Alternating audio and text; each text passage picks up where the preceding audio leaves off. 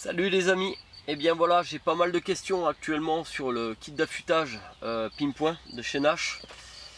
Et savoir limer, c'est tout un art. Même moi, j'ai encore des progrès à faire. Et c'est pour ça que je vais donner quelques explications et quelques techniques qui vont permettre d'affûter rapidement, soigneusement et surtout efficacement. Voilà, c'est parti. Alors le kit, il est fourni dans une belle petite boîte rectangulaire, assez rigide, avec une belle fermeture éclair, assez épaisse. Là, ça évite d'avoir souvent ces fameuses petites trousses qu'on ouvre et qu'on ferme plusieurs fois et puis après ça casse assez facilement. Et bien voilà, l'intérieur de ce kit se compose d'un étau, d'une loupe avec un éclairage incorporé dedans, une pierre à eau qui permet de faire la finition de l'hameçon, il faut généralement mouiller, et d'une lime double face, donc d'un côté ça lime faiblement et de l'autre fortement. Alors voici l'étau, tout simple. Pour l'ouverture, la fermeture, il suffit de visser et desserrer. Il y a des côtés plats qui seront très importants, je l'expliquerai après.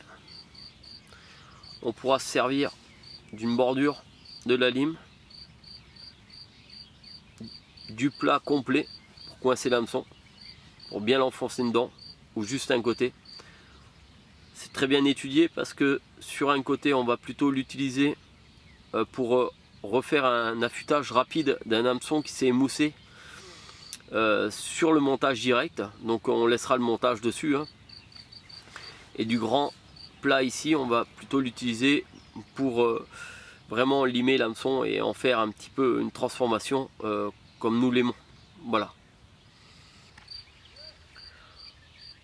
Alors là je prends mon hameçon, j'ouvre mon étau. Ce que je vais faire, c'est le mettre le plus profondément vers l'intérieur possible. Là c'est un peu plus complexe parce que je fais tout en même temps. Voilà, je le mets bien dedans. Je serre pas trop au démarrage pour qu'ici il soit vraiment parallèle à mon plat qui est ici. Voilà, on y est. Je serre encore un peu, je regarde. Voilà, là c'est vraiment bien.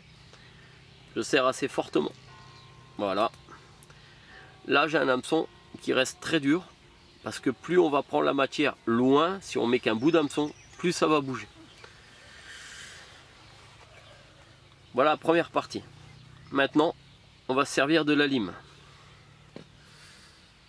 Voici la lime. Donc il y a un côté fin, côté grossier là. Donc c'est ce côté là qui va aller râper énormément, et c'est ça qui va nous permettre généralement de prendre beaucoup de matière pour changer par exemple la pointe de l'hameçon, mais jusqu'à l'ardillon quoi. Donc on peut vraiment en faire une aiguille. Après attention à la fragilité, il ne faut pas aller trop dans la courbe, hein. Il faut bien rester sur le plat de l'hameçon ou dans une courbe, mais voilà, il ne faut pas que ça dépasse trop l'ardillon. Si ça arrive dans la courbe, vous fragilisez l'hameçon, il risque de casser. Donc une chose qui est très importante, moi j'utilisais d'autres limes avant. Je vais vous montrer la différence entre celle-ci et une autre. Donc voici une lime d'une marque concurrente. Alors plusieurs choses. La première, c'est que c'est pas très large. Au niveau du limage de l'hameçon, hein, pour l'affûter, honnêtement sans enlever de la matière, mais il fallait passer beaucoup de temps. Et du coup il fallait presque être un expert pour pouvoir réussir avec des limes comme ça. Ça a découragé beaucoup de monde. Et du coup les gens ont préféré changer d'hameçon que de le refaire. Et voilà quoi. Donc je vais vous montrer maintenant avec la lime Nash Pinpoint comment ça se passe et la facilité que vous aurez à limer un hameçon. Donc je vais me servir en premier lieu de la lime qui rabote vraiment le plus. Alors ce qui était important tout à l'heure, je vous ai dit, il faut enfoncer l'hameçon le plus possible dans l'étau. Mais il le faut aussi qu'il soit vraiment parallèle au plat. Pourquoi? Parce que peu importe le sens où je vais avoir l'étau, je saurai absolument que ma lime doit se retrouver presque parallèle au plat qui est ici.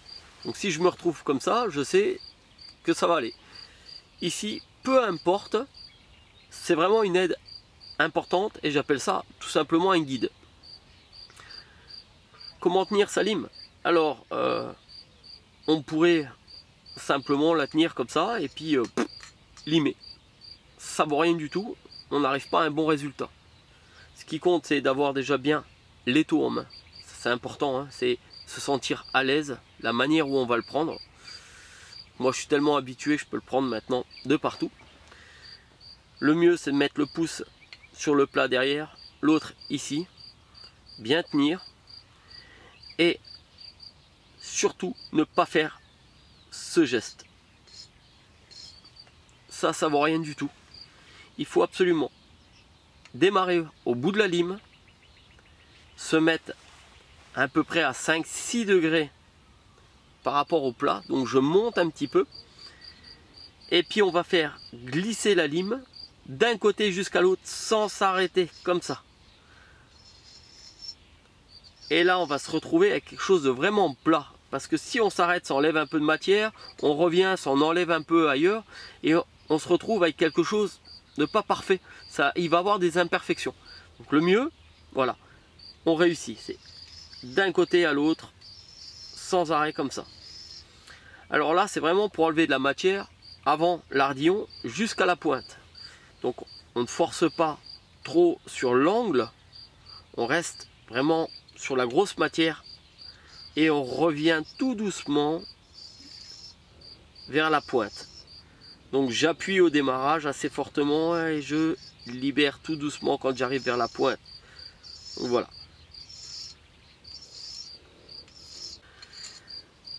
Deuxième chose, quand on a fini de faire la pointe vers l'extérieur, donc en haut là, quand on a fini de faire ici, on tient toujours son étau et on est un peu embêté, on ne sait pas trop comment se mettre. Chose importante sur cette lime, les côtés sont plats. Contrairement à une autre, ici, elle râpe.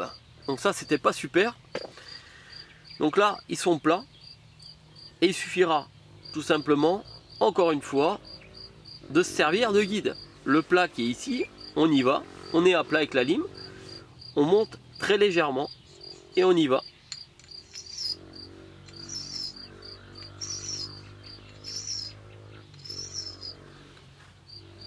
On retourne, on ne sait plus trop comment se mettre, pas de problème, on se met à plat.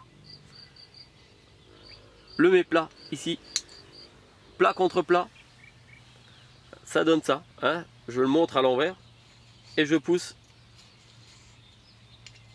Sur la vidéo je le montre à l'envers, mais vous serez ici vraiment à l'aise. On ne le voit pas, si je me mets comme ça complètement à l'envers, voilà. Enfin bon. Vous avez toujours un guide et ça devient super facile de limer un hameçon. Alors toujours appuyer un petit peu ici, puis quand on arrive sur la pointe, on relâche un petit peu la lime. Parce que l'important quand on travaille un hameçon comme ça, c'est d'enlever le maximum de matière autour de l'ardillon et un peu plus haut. Surtout pas dans la courbe, je me répète, parce que la courbe ça va la fragiliser sinon. Mais c'est vraiment enlever de la matière ici pour que ça devienne une aiguille quoi. Et alors on enlève du côté fort, faut pas se tromper, on passe au côté fin. Donc on continue. Ça aussi avec l'étau il faut pas faire, il faut vraiment y aller comme ça. Donc on n'oublie pas de retourner pour faire l'autre face. On revient par le dessus, par exemple ici, toujours à plat. Le doigt, ça c'est super bien. Plat, plat, on vient et on va jusqu'au bout. C'est un geste à prendre Et une fois qu'on a le coup, ça va tout seul et hyper rapide. Déjà là, l'hameçon, il est encore pire que son point d'origine. Là, c'est... Regardez. Ça a déjà un piquant, mais terrifiant, quoi. Donc c'est important ça, hein, parce que quand le poisson va se piquer, si il pique un peu moins bien, il va recracher l'hameçon. Mais là, avec une pointe, mais alors comme une aiguille, une fois qu'il a piqué, il n'arrive plus à s'en débarrasser. Il va donner le coup de tête et ben, ça va pénétrer alors comme du beurre, quoi. Donc après, il y a l'autre lime, donc à eau. Là, j'ai pas l'eau, mais c'est surtout pour vous montrer. Toujours les côtés plats. C'est ça qui est génial. Plat sur plat. Et hop, on descend. Tout simplement. Peu importe. Vous voyez, le trait, c'est très rapide. Peu importe comment on le tient. L'important, c'est de rester plat contre plat. Et de laisser tout doucement, comme du velours. Là, c'est vraiment une finition. C'est vraiment gentil. On y va doucement. Pas la peine de forcer. On veut quelque chose de vraiment glissant. Parce que la pointe, nous l'avons déjà faite. Là, on veut vraiment quelque chose qui... Comme si on avait mis un peu d'huile dessus. Voilà. Petite précision. Là, j'ouvre. Quand on a un montage, donc on s'occupe plus que de la pointe. Donc on met dans un angle. Je suis du mauvais côté pour la caméra, mais c'est pas grave. Donc voilà, par exemple ici, ça serre très fort, hein, peu importe, ça ne bouge plus. On peut serrer encore. Voilà, là c'est fini, c'est terminé. Donc là, si vous avez un montage derrière, silicone, cheveux, tout ça, aucun problème. Le nœud n'est pas touché. Moi je le fais à la main maintenant, je me sers plus de l'étau quand je dois réaffûter une pointe. Et pour ceux qui en ont encore besoin, bah, ils reprennent du côté fin. Et on y va. Alors il ne faut pas faire ça. On est bien d'accord. On commence à plat et on y va. Et on refait ici pareil. Là, plat contre plat et on y va. Ça devient vraiment un jeu d'enfant, hein.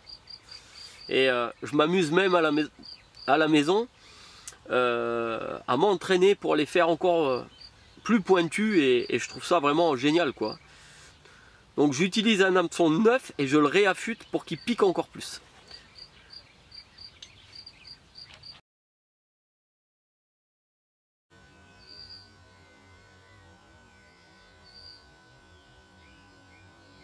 C'est une tuerie.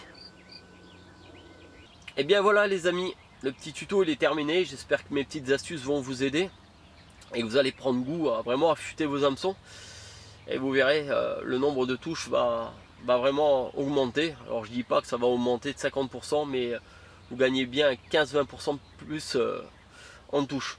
C'est important, par exemple dans des conditions qui sont difficiles, les enduros, ou les périodes où le poisson n'est pas très mordeur. Donc quand on sait le nombre de poissons qui passent sur le montage, qui le prend dans la bouche, qui leur crache, ça fout la rage. Alors il vaut mieux avoir un hameçon qui pique directement et qui soit vraiment une arme. Voilà, allez, à bientôt, salut!